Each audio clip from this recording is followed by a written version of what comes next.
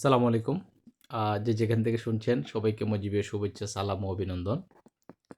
আ সাধারণত আমি কাউকে গালি দিয়ে কথা বলি না।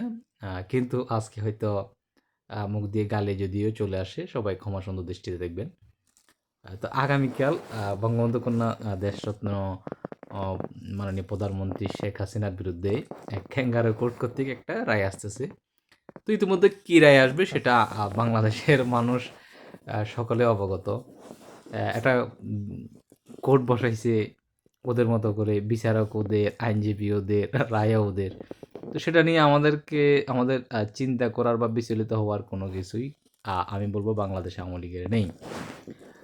কিন্তু একটা বিষয় বলি, সবাই ২ হাত তুলে ইনুইচ্ছার জন্য পরিহাদ করবেন।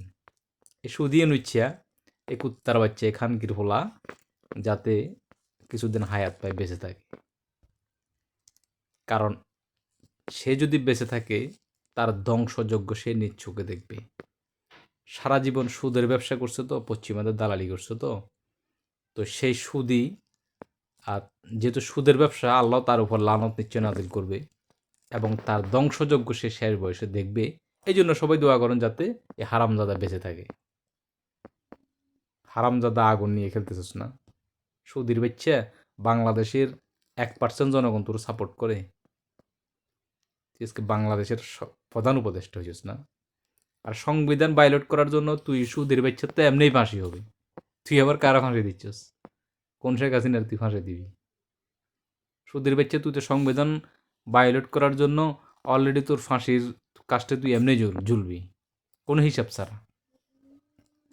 তারপর আরেকটা বলি, এই স্বরাষ্ট্র উপদেষ্টা এই মতখোর, প্রতিদিনই বলি, এ হারামজাদা কখন কি বলে সেটাও জানে না। মদ খাই, কি ফ্যান পরে, পুলিশকে যেভাবে, জুলাই সন্ত্রাসীরা যেভাবে পুলিশকে ব্রিজের সাথে টাঙ্গা রাখছিল, এই হারামজাদারা ঠিক ওইভাবে টাঙ্গা রাখতে হবে।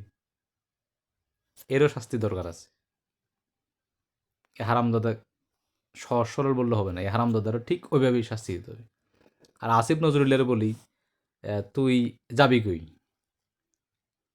কিংবা তোর পরিবার, তোরা যাবি কই সেটা বল। বাংলাদেশের এমন কোনো জায়গা আছে বা পৃথিবীর এমন কোনো জায়গা আছে যেখানে যাইতে পারবি? পারবি না।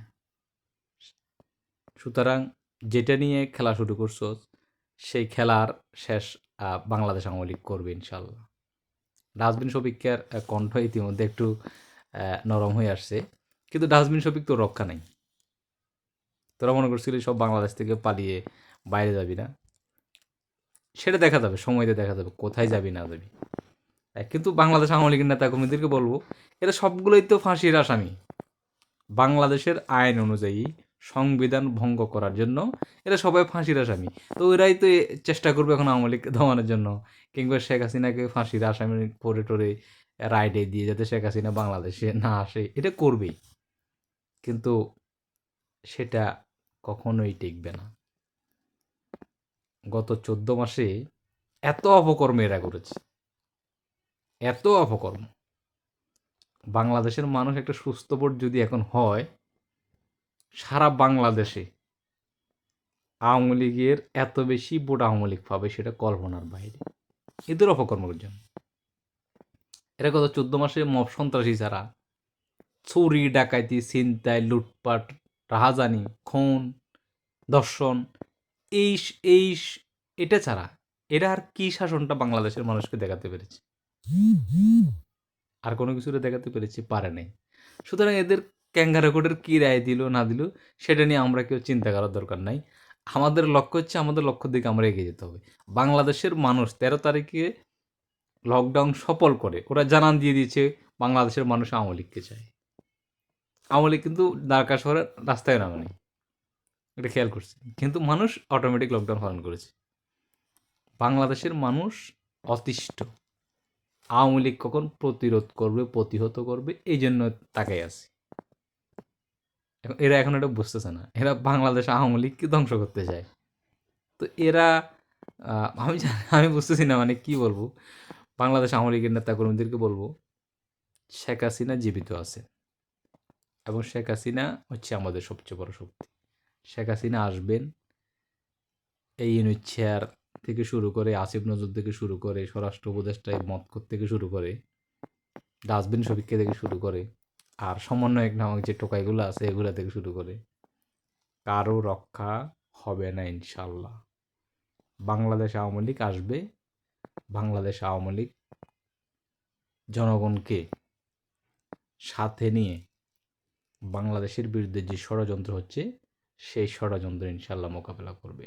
এবং আজকে যে ওই চিফ প্রসিকিউটর রাজাকারদের আইনজীবী ছিল তাজুল ইসলাম, তো সেখানে আরও যারা যারা আছে তাদের ছবিগুলো দেখছি, এগুলো সংরক্ষণ করা লাগে না, এগুলো কাজে লাগবে।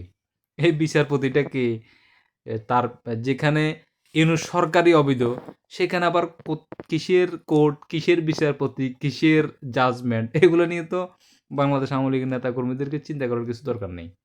আমরা শক্তি সঞ্চয় করি, আমাদের ভুল কী ছিল সেগুলো থেকে আমরা শুধরিয়ে, বাংলাদেশের মানুষ এখন আওয়ামী লীগের তাকিয়ে আছে, এটাকে সামনে করে, এটাকে ফুজি করে আমাদেরকে আমাদের লক্ষ্যে আগাইতে হবে।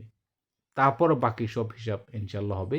এবং এই সুদের জন্য সবাই দোয়া করবেন, সুদি যাতে বেঁচে থাকে, সুদি যাতে বেঁচে থাকে, আসিফ নজরুল্লাহ যাতে বেঁচে থাকে, এই মৎকর স্বরাষ্ট্র উপদেষ্টা যাতে বেঁচে থাকে, ডাস্টবিন শফিককে যাতে বেঁচে থাকে। কারণ এদের কি নিচ্ছকে কিছু দেখতে হবে, এর আগে মারা গেলে তারা কিছু দেখবে না। সবাইকে ধন্যবাদ। আর কালকে শেখ হাসিনার বিরুদ্ধে যে কোর্টের রায় দিবে, সেই কোর্টের মায়েরে বাকিটা আপনারা বুঝে নেন। খান কিরফুলা।